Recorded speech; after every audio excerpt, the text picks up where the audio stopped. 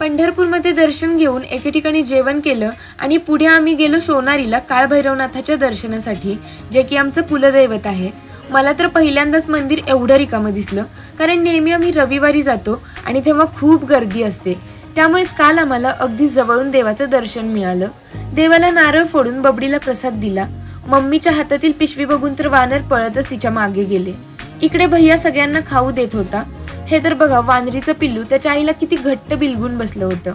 कसलाही भेदभाव न करता भैयाने वानरासोबतच शेळीला पण खायला दिलं। त्यानंतर आम्ही देवीचं दर्शन घेऊन तिथेच असलेल्या समाधी मंदिरात गेलो।